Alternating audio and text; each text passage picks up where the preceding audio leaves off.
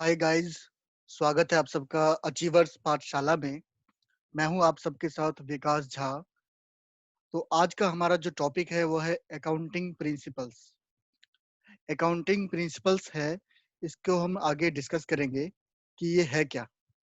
Accounts में बहुत ही important topic है ये, बेसिक टॉपिक है। और इसके बिना आप ये कह सकते हैं कि कोई भी जो है मतलब कि अकाउंट का ये बेस है ये। इसके बगैर जो है अकाउंटिंग बन ही नहीं सकती। ठीक है, तो आगे हम इसके डिस्कस करते हैं। देखिए, what are the accounting principles. Accounting principles क्या होते हैं? कहते हैं accounting principles are the building blocks of for GAAP. GAAP क्या है? Generally accepted principles. Generally accepted principles है मतलब कि जो बहुत टाइम से जो प्रिंसिपल्स जो है अकाउंट्स में चले आ रहे हैं और जो कॉमनली एक्सेप्टेड है हर जगह पूरे वर्ल्ड वाइड। ओके, तो ये अकाउंटिंग प्रिंसिपल्स कहलाते हैं। अब आगे बढ़ते हैं, ये है क्या चीज। It's important to have basic understanding of these main accounting principles. Accounting principles की बेसिक अंडरस्टैंडिंग होना बहुत जरूरी है। अगर आप अकाउंटेंट हैं, अकाउंट्स का काम कर रहे हैं, स्टार्ट करने जा रहे हैं, या आप आगे की पढ़ाई करने के लिए जा रहे हैं, तो अकाउंट्स की बेसिक अंडरस्टैंडिंग होना बहुत जरूरी है। चाहे आप उस बुक कीपिंग ही क्यों क्यों ना कर रहे हो, अकाउंटिंग प्रिंसिपल्स को जानना बहुत जरूरी है। तो आज हम इसको डिस्कस करेंगे। देखो क्या होता है कि this is not just memorising some accounting information for a test and then forgetting in 2 days later. ये नहीं है कि आपने कुछ अकाउंटिंग प्रिंसिपल्स का टेस्ट किया या कुछ अप्लाई किया और इसको याद कर लिया, मेमोराइज भी कर लिया और 2 दिन बाद ही भूल गए। ये ऐसा नहीं है। ये फॉर एवर मतलब कि जो है चलता रहेगा। जब तक अकाउंट्स का बुक्स अकाउंटिंग जो है मेंटेन होगी, तब तक जो है अकाउंटिंग प्रिंसिपल्स रहेगा। ये बेस है। देखिए, बिल्डिंग बनती है कोई बिल्डिंग बनती है तो क्या होता है कि सबसे पहले हम डीपीसी बनाते हैं, उसका बेस बनाते हैं, नींव बनाते हैं। उसके ऊपर जो है हम जितनी अच्छी नींव होगी किसी चीज़ की, उतनी ही अच्छी उसके ऊपर मतलब कि बिल्डिंग बन सकती है, उतनी ही मजबूती प्रदान करता है। तो अकाउंटिंग प्रिंसिपल्स क्या करता है? अकाउंट्स को मजबूती प्रदान करता है, स्ट्रेंथ प्रोवाइड करता है। ओके, जब तक स्ट्रेंथ नहीं होगी, बिल्डिंग कमजोर होगी। बिल्डिंग जो है थोड़ा सा भी आंधी तूफान आए, बिल्डिंग गिर जाएगी। उसी तरह से क्या होता है कि अगर बेस मजबूत नहीं होगा, तो आगे जो है जो ये रिपोर्टिंग होगी, रिपोर्टिंग में क्या होगा, आपको सही से ना तो आपको पता ही नहीं लगेगा कि आपको कितना प्रॉफिट हो रहा है, कितना लॉस हो रहा है। पता चले कि आपको शो हो रहा है कि 1 लाख का प्रॉफिट हो रहा है, लेकिन असल में उतना हुआ ही ना हो। तो वो एक तरह से फॉल्स रिप्रेजेंटेशन हो जाएगा बुक्स का, अगर अकाउंटिंग प्रिंसिपल्स को सही से अप्लाई नहीं किया गया तो देखिए क्या होता है कि you will be able to reference these principles and reason your way through revenue, expense and other combination of problems later on in the study course। यानी कि आप पढ़ाई कर रहे हो आगे, ठीक है, तो आप अकाउंटिंग प्रिंसिपल्स को अप्लाई कर सकते हो। आप अकाउंटिंग प्रिंसिपल जो ऑडिटर्स होते हैं, वो अकाउंटिंग सबसे पहले यही देखते हैं कि अकाउंटिंग प्रिंसिपल्स सक्सेसफुली अप्लाई है या नहीं सही से। ठीक है, तो अगर अकाउंटिंग प्रिंसिपल ही नहीं, बेसिस ही नहीं है, तो भाई बाकी तो सारा गलत ही होगा ना। ठीक है, तो अकाउंटिंग प्रिंसिपल्स को जो है इसके ऊपर हमें समझना जरूरी है। इसके ऊपर आपको कमांड, अगर आप अकाउंटेंट बनते हो और अकाउंट्स की पढ़ाई करते हो, आप चार्टर्ड अकाउंटेंट की पढ़ाई करते हो, ठीक है, तो अकाउंटिंग प्रिंसिपल्स को जानना बहुत जरूरी है। ठीक है, और इसके बिना जो है कोई भी अकाउंटिंग हो ही मेंटेन हो ही नहीं सकती है। कोई बुक्स मेंटेन नहीं होगी without applying accounting principles. Okay, अब आगे देखते हैं हम। देखिए आगे क्या है हमारा, जो list of 10 basic accounting principles. देखो, हिस्टोरिकल कॉस्ट प्रिंसिपल है, रेवेन्यू रिकॉग्निशन प्रिंसिपल है, मैचिंग प्रिंसिपल है, फुल डिस्क्लोजर प्रिंसिपल है, कॉस्ट बेनिफिट प्रिंसिपल्स है, कंजर्वेटिव्स प्रिंसिपल है, कंसिस्टेंसी प्रिंसिपल्स, ऑब्जेक्टिविटी प्रिंसिपल है, एक्रूवल प्रिंसिपल्स है एंड इकोनॉमिक एंटिटी प्रिंसिपल्स है। तो इसमें हम कुछ को आज हम डिस्कस करेंगे एंड रेस्ट जो है हम नेक्स्ट क्लास में डिस्कस करेंगे। देखिए, हमारा पहला आ जाता है historical cost principle. Historical cost principle क्या कहता है कि requires company to record the purchase of goods and services or capital assets at the price they paid for them कह रहे आप जो भी गुड्स खरीदते हो, सर्विसेज परचेज करते हो या कैपिटल एसेट्स को एक्वायर करते हो, उस टाइम पे आपने जो भी पे किया है उसी प्राइस पे जो है आपको बुक्स में मेंटेन करना होगा, बुक्स में रिकॉर्ड करना होगा। ठीक है, सपोज दैट आपने कोई फर्नीचर खरीदा 10,000 का, ओके, 10,000 का फर्नीचर खरीदा, कल को उसकी वैल्यू जो है 9,000 हो गई, तो ये नहीं कि आप 9,000 में रिकॉर्ड करोगे, आपको 10,000 में ही रिकॉर्ड करना होगा। और यदि उसकी वैल्यू मान लो कि बढ़ जाती है आगे, 12,000 हो जाती है, तो ये नहीं कि आप 12,000 रिकॉर्ड कर दोगे, आप 10,000 में ही रिकॉर्ड करोगे। तो ये प्रिंसिपल ये कहता है कि हमेशा जिस प्राइस पे आपने खरीदा है उसी प्राइस पे जो है without any adjustment, without any manipulations, आपको उसी प्राइस पे रिकॉर्ड करना है ट्रांजेक्शन्स को। I hope historical cost principle आपको समझ में आ गया होगा। ओके, तो इसमें ज्यादा कुछ नहीं था। अब आगे देखते हैं हम revenue recognition principal. Revenue recognition, देखो रिकॉग्निशन क्या होता है, किसी चीज को रिकॉग्नाइज करना, पहचानना, उसको मतलब कि वैलिडेट करना। ओके, देखो requires company to record revenue when it is earn instead of when it is collected. कह रहे रेवेन्यू को कब आप रिकॉग्नाइज करोगे, आप तब रिकॉग्नाइज नहीं करोगे जब वो कलेक्ट हुआ, आपको तब रिकॉग्नाइज करना है व्हेन इट इज अर्न, जब उसको कमा लिया गया है तब आप उसे रिकॉग्नाइज करो। This is accrual basis of accounting, gives more accurate picture of financial events during the period. Okay, अब देखिए यहाँ पे क्या होता है कि सपोज दैट कि आप मंथ एंड में है, ठीक है, मंथ एंड पीरियड में है और बुक्स आपका क्लोज होने वाला है, अकाउंटिंग ईयर या मंथ, अगर मंथली रिपोर्टिंग है तो मंथ आपका एंड होने वाला है। तो ये नहीं है कि आप जो है नेक्स्ट पीरियड में उसको रिकॉर्ड करोगे, आपको रिकॉर्ड इसी पीरियड में करना होगा। तो इस पीरियड में रिकॉर्ड करना होगा तो आप क्या करोगे, उसे एक्रू कर लोगे, उसे एक्रूवल बेसिस पर उसका उसको जो है रिकॉर्ड कर लोगे अपने बुक्स में। मान लो सपोज दैट 1 लाख रुपए आपको मिलने वाले हैं, आपने सेल कर दिए इस महीने में, लेकिन आपको मिल रहे हैं कि इसके 7-8 दिन बाद, मंथ एंड के 7-8 दिन बाद मिलने वाले हैं, तो आप उसे क्या करोगे, एक्रू कर लोगे, उसे जो अपने बुक्स में रिकॉर्ड कर लोगे, जस्ट लाइक जैसे होता है कि अकाउंट्स रिसीवेबल, ठीक है, अकाउंट्स रिसीवेबल में उसे जो है बुक्स कर लोगे, उसे आप एक्रू कर लोगे। तो ये आपका क्या है, रेवेन्यू रिकॉग्निशन प्रिंसिपल ये कहता है कि कोई भी रेवेन्यू हो, जब वो अगर अर्न कर लिया गया है तो उसे आप उसी पीरियड में रिकॉर्ड करोगे। ठीक, ओके, आई होप ये दो प्रिंसिपल आपको समझ में आ गए होंगे। अब आगे देखते हैं, आगे क्या है, मैचिंग प्रिंसिपल। मैचिंग प्रिंसिपल भी कुछ कुछ जो पिछले हमने डिस्कस किया था रेवेन्यू रिकॉग्निशन प्रिंसिपल, उसी से कुछ कुछ मिलता जुलता है। देखिए, states that all expenses must be matched and recorded with the respective revenues in the period they were incurred instead of when they are paid।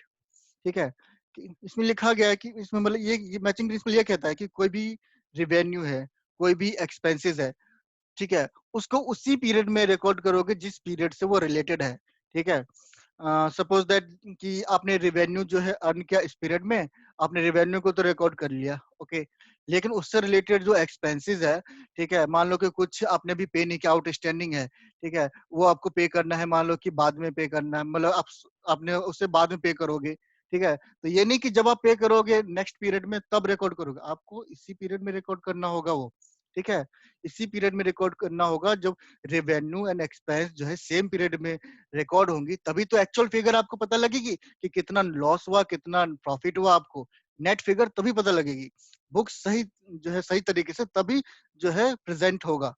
तो मैचिंग प्रिंसिपल यही कहता है कि आपको सेम पीरियड में रिकॉर्ड करना है उसको, ये चीज है एक तरह से एक्रूवल बेसिस अकाउंटिंग है। ठीक है, कि कुछ भी आपको मतलब कि इनकम होने वाला है उसको पहले रिकॉर्ड कर लिया, उसी पीरियड में रिकॉर्ड कर लिया एक्रूवल बेसिस पे। एक्सपेंसेस को भी आप एक्रूवल बेसिस पे उससे पहले ही एक्रू कर लोगे। जैसे कि कुछ आपको 1 लाख का किसी को पे करना है बाद में नेक्स्ट पीरियड में, तो अकाउंट्स पेबल में आप बुक कर दोगे उसे। ठीक है, पेबल, पेबल का मतलब क्या है, पेबल है, अभी पे किया नहीं है, तो अकाउंट्स पेबल में आप उसे पार्क कर दोगे, उसे बुक कर दोगे। ठीक है, तो this principle works with the revenue recognition principle. देखो, रेवेन्यू रिकॉग्निशन प्रिंसिपल पे वर्क करता है ये वाला principle, ensuring all revenue and expenses are recorded on accrual basis. देखिए, जो पिछला वाला हमने डिस्कस किया था रेवेन्यू रिकॉग्निशन और मैचिंग प्रिंसिपल, ये किसके बारे में बात करता है, एक्रूवल बेसिस अकाउंटिंग ये बात करता है। ठीक है, आप उसे जो है एक्रू कर लोगे। नाउ अब हमारा क्या है, full disclosure principle. Full disclosure principle क्या बोलता है? फुल डिस्क्लोजर प्रिंसिपल ये कहता है कि जो है आपको जो है requires that any knowledge that would materially affect the financial statements, user decision about the company must be disclosed in the footnotes.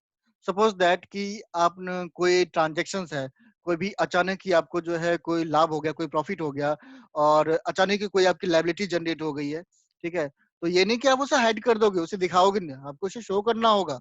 Suppose that आपका कोई केस चल रहा है कोर्ट में, ठीक है? केस जीत जाते हो, आपके फेवर में आता है केस, आपको उससे जो है इनकम जनरेट हो जाती है, आपको कुछ पैसा मिलता है, ठीक है? तो उस चीज को आप जो है फाइनेंशियल स्टेटमेंट्स के फुटनोट्स में दिखाओगे कि आपको इतना पैसा मिला है। अगर लायबिलिटी जनरेट होगी तो सेम कंटीजेंट लायबिलिटी में जो एज ए कंटीजेंट लायबिलिटी उसे आप शो करोगे फुटनोट्स में। This prevents company from the hiding material facts. जो भी मटेरियल फैक्ट्स क्या होता है, यानी कि जो जिसको भी मनी से जो है रिलेटेड जो भी होगा material facts about the accounting practices और non contingence in the future. Contingent आपकी लायबिलिटी भी हो सकती है, कंटीजेंट आपका प्रॉफिट भी हो सकता है, ठीक है? तो उसे आप फुट नोट्स में दिखाओगे, शो करोगे। फुल डिस्क्लोजर में यही कहता है कि एवरीथिंग जो मैटर करता है वो आपको दिखाना ही है। फुल डिस्क्लोजर प्रिंसिपल ये कहता है। आगे बढ़ते हैं हम। आगे हमारा क्या है? Cost benefit principle. Cost benefit principle क्या बोलता है हमें? देखिए ये बहुत ही इंपॉर्टेंट प्रिंसिपल है, ये जल्दी समझ में नहीं आता है। जनरली आपको पढ़ के भी समझ में नहीं आएगा इवन कॉस्ट बेनिफिट प्रिंसिपल। तो इसको मैं समझा दूं क्या होता है। देखो कॉस्ट बेनिफिट प्रिंसिपल क्या आता है कि limit the required amount of research and time to record or report financial information if we cost overweigh। और मतलब कि जो है आपका मान लो कि जो कॉस्ट जो है जितना मतलब कि उससे मतलब कि जो उसका प्रॉफिट से जितना आपको प्रॉफिट होने वाला था उससे ज्यादा आपकी कॉस्ट हो जाती है, ठीक है? ये एक स्पेशल सिनेरियो है। तो उसमें आप क्या करोगे जो है उस एक्सपेंसेस को आप जो फोरगोन कर दोगे, उसे छोड़ दोगे, उसे आप रिकॉर्ड नहीं करोगे बुक्स में, दिखाओगे नहीं उसे बुक्स में। ओके, तो कॉस्ट बेनिफिट में सपोज दैट कि 50,000 का किसी ने जो है एम्बेजलमेंट 50,000 का किसी ने एम्बेजलमेंट किया, किसी ने गबन कर दिया आपके ऑफिस में, ठीक है? 50,000 का एम्बेजलमेंट कर दिया तो अब उसको फाइंड आउट करने के लिए आपने ऑडिटर रखा। ऑडिटर कह रहा है कि भाई मैं जो है 50,000 को मतलब इसको जो है मुझे 2-3 साल की बुक्स मुझे चेक करनी पड़ेगी, कब से ये चल रहा है, कब से ये चल रहा है, उसको इन्वेस्टिगेट करने में ऑडिटर जो है आपसे मांगेगा। एक सपोज दैट कि 1 लाख रुपए मांग रहा है। अब क्योंकि यार इसमें एक कहावत भी मतलब कि शूट होती है कि खाया पिया कुछ नहीं, गिलास तोड़ा 12 आना। अब इसमें क्या होता है कि आपको कोई आपने कुछ खाया तो नहीं, गिलास तोड़ दिया 12 आना, यानी कि आपके कुछ पैसा भी रिकवर नहीं हुआ। आपको लगता है कि वो रिकवर हो नहीं सकता है, ठीक है? और आपने जो है उसको ऑडिटर को भी आपने 1 लाख रुपए दे दिए और वो रिकवर भी नहीं हुआ। तो इस तरह के एक्सपेंसेस को आप छोड़ दोगे। आपको लग रहा है कि वो रिकवर नहीं हो सकता है, ऑडिटर्स भी पैसे ले लेगा, वो भी जाएंगे, टोटल आपका 1.5 लाख का लॉस हो जाएगा।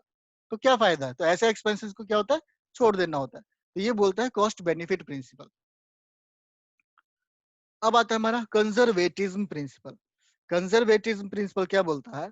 Accountant should always error on the most conservative sides possible in any situation।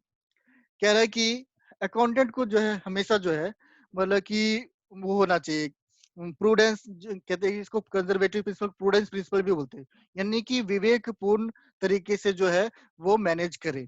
This prevents accountants from over estimating future revenue. Suppose that कि आपको फ्यूचर में आप मतलब कि कोई किसी से आपको पैसे मिलने वाले थे 1 लाख रुपए, सपोज दैट इन फ्यूचर में, लेकिन आपको लगता है, आपको डाउट है कि भाई वो पैसा नहीं देगा मुझे, पैसा नहीं देगा। तो आप जानते हो, ठीक है, इस टाइम पे आपको अपनी विवेक का इस्तेमाल कर रहे हो, अपनी मतलब कि जो है एनालिसिस का इस्तेमाल कर रहे हो, आपको डाउट है, ठीक है? तो इस तरह के एक्सपेंसेस को आपको क्या करना है? इस तरह के एक्सपेंसेस को के लिए आपको पहले से प्रोविजन तैयार कर रख लेना है। अगर अचानक ही वो लॉस हो गया आपको, तो आपके लिए बहुत ज्यादा दिक्कत हो जाएगा, ठीक है? तो इसलिए जो है उसके लिए आपको प्रोविजन तैयार कर पहले से ही रखना है, पहले से प्रिपेयर रखना है फ्यूचर में होने वाली एनी लॉस को पहले से आपको मतलब कि उसके लिए तैयार रखना लेना है, आपको प्रिपेयर रहना है, ठीक है? अगर आप इस तरह से प्रिपेयर नहीं रहते हो, ठीक है? और आपने क्या हुआ कि इस ईयर में आप इनकम दिखा दिया कि भाई इतना, इस पीरियड में दिखा कि इतना मेरे को 1 लाख इतना का प्रॉफिट हुआ है मेरे को इतना, लेकिन अब नेक्स्ट पीरियड में वो आपको वो हुआ ही ना हो, तो क्या होगा?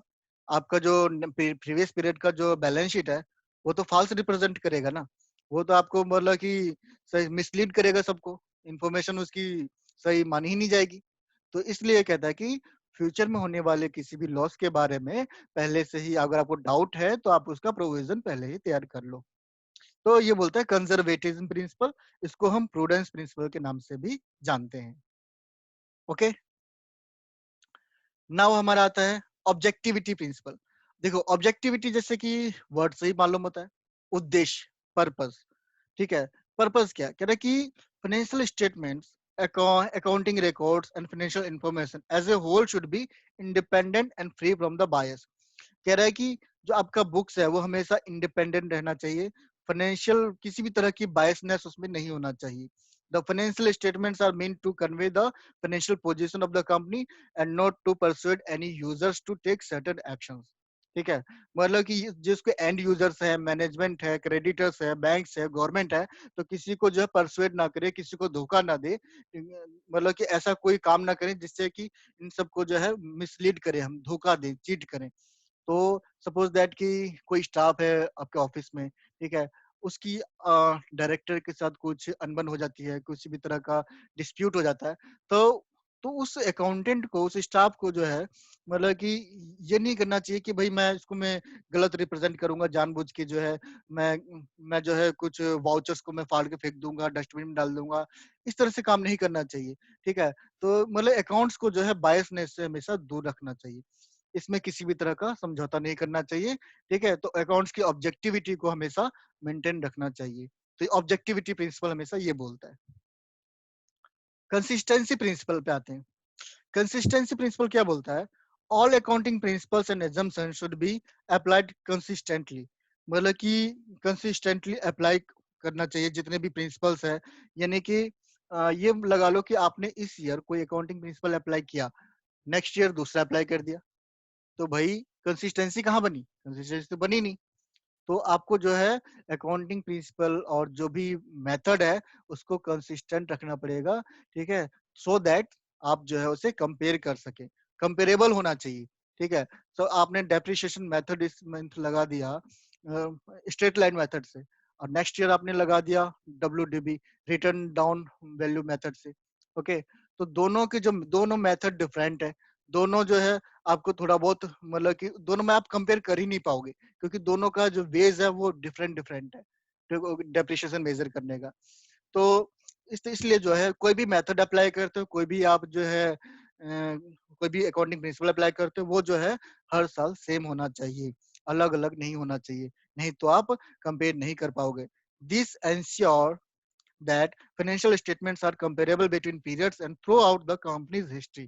ताकि जो है आपको पता लगाना हो कि भाई कितने पिछले साल मेरा प्रॉफिट इतना था, इस साल मेरा प्रॉफिट इतना है, तो आप कंपेयर कर सको कि भाई मैं कहाँ पे हूँ, इससे मेरी पोजीशन कहाँ है। तो अगर सेम प्रिंसिपल रहेगा तभी आपको करेक्ट एंड एग्जैक्ट पोजीशन आपको पता लगेगा कि आप कहाँ पे खड़े हो। ओके, तो कंसिस्टेंसी प्रिंसिपल आपको ये बोलता है। देन ये आपका एंड हो जाता है यहाँ पे। ठीक है, तो बाकी जो रेस्ट अकाउंटिंग प्रिंसिपल्स है उसको हम बाद में डिस्कस करेंगे, एक और क्लास ले लेंगे इसका। तो इस क्लास को हम यहीं पे आज एंड करेंगे। तो गाइस, आपको ये एक्सप्लेनेशंस और ये मतलब कि डिस्कशन कैसा लगा, इसको कमेंट बॉक्स में जरूर मेंशन करना। मेरा जो चैनल का नाम है अचीवर्स पाठशाला, इसको जो है लाइक एंड सब्सक्राइब कर लेना।